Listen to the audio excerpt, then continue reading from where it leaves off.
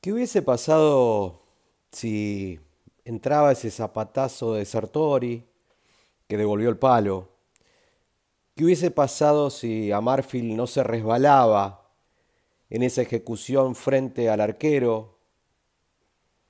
¿Qué hubiese pasado si Independiente no hubiese perdonado, Independiente el nuestro, ante esas situaciones que todo partido te da, que tiene que ver con esos momentos de los partidos, que en la sumatoria, si los sumáramos, perdón, mejor dicho, si los dividiéramos por cuartos, el del rojo tuvo mayor eficacia? Independiente podría haber cambiado la historia, nunca lo sabremos. Sí podemos rescatar que Independiente hizo un digno partido, tan digno como lo fue su tránsito por el torneo, y que la eliminación en manos del Rojo de Avellaneda, en función de lo que mostraron ambos conjuntos, fue justa.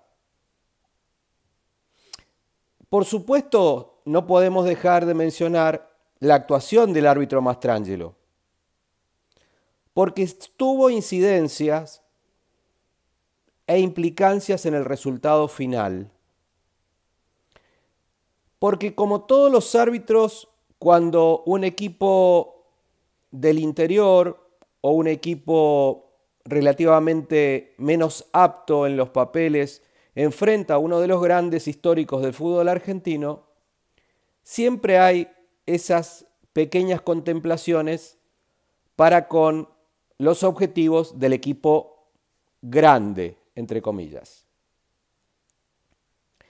Mastrangelo no fue la excepción, no es el único, por cierto, pero hay dos secuencias fundamentales en dos jugadas.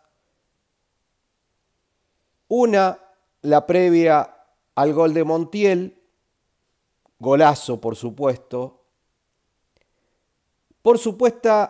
o posible falta a nuestro Villa. Y otra en el área rival, en la del Rojo de Avellaneda, también por otra falta contra Villa, que podría haber sido penal a favor nuestro. ¿Qué es la crítica en estas situaciones? La crítica está dada en por qué no se revisaron dichas jugadas para corroborar si existía una falta. Siempre va a quedar la suspicacia de que si hubiese sido al revés, se hubiesen cobrado. Hay muchos ejemplos de esto y lo vemos en cada fecha del fútbol argentino.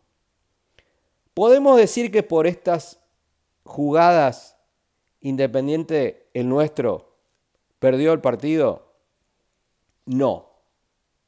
En el balance del juego, el Rojo de Avellaneda fue mejor. En relación al gol de Independiente de Avellaneda, el golazo de Montiel, lo primero que me pregunté fue, viendo el partido, si el sol no había tenido alguna incidencia en la visión del arquero Centurión, porque era evidente que dudó, como buscando algo que sabía intuitivamente que llegaba y que no podía ver. Él lo corrobora después del partido en sus declaraciones, dice el sol le molestó. Entonces, históricamente los arqueros siempre usaron visera y gorra cuando tenían el sol de frente. ¿Por qué? ¿Por qué no los usan los arqueros?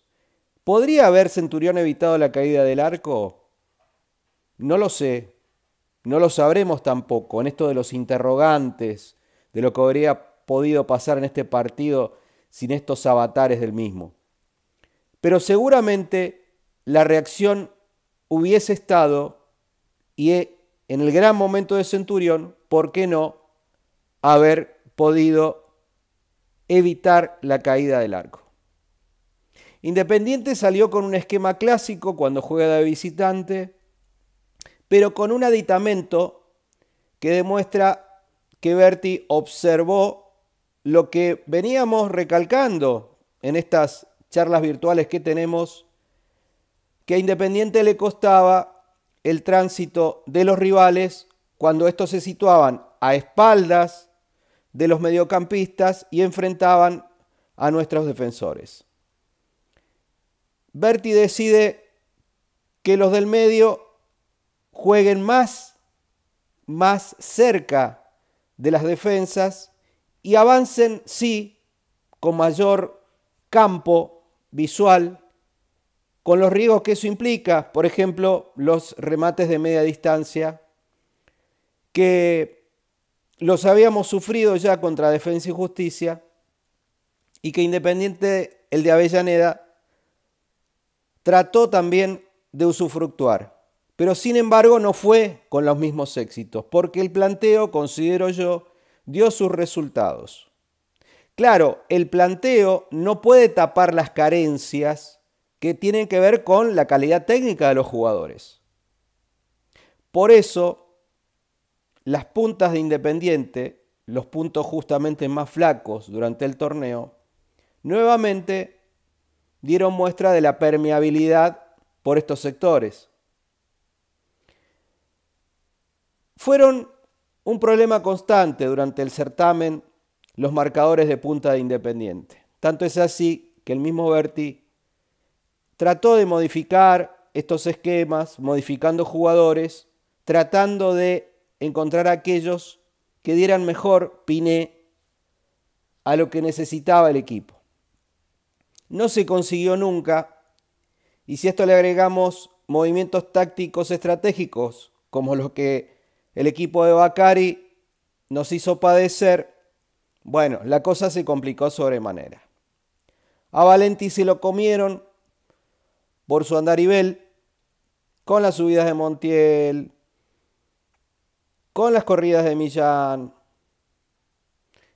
con los auxilios defensivos previstos por el entrenador que no alcanzaban, cuando Fernández se cortaba por ese lado, tratando de ayudarlo, cuando Amarfil bajaba también tapando ese lateral.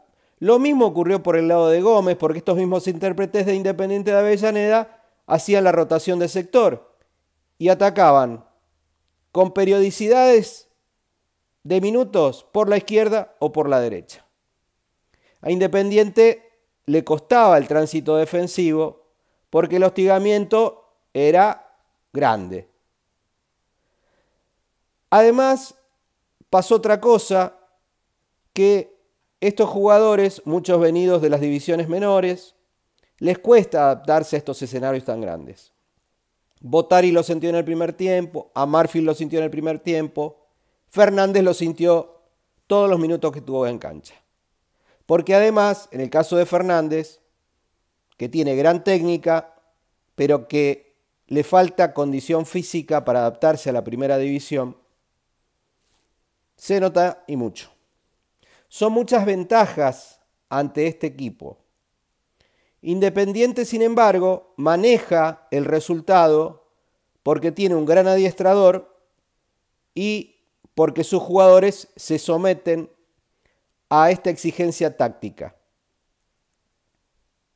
No alcanzó, no solo por la volea de Montiel, sino porque la jerarquía de Independiente se hizo pesar.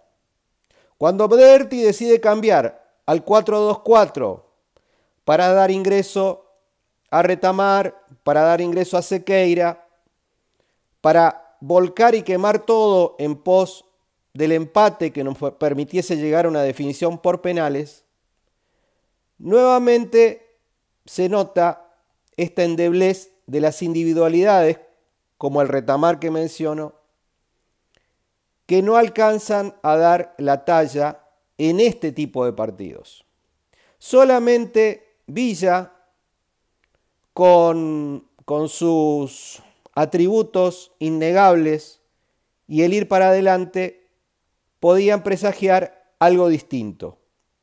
A Independiente no le alcanzó, al nuestro digo, porque para hacer que el cántaro se rompa en la fuente, tenés que golpearlo.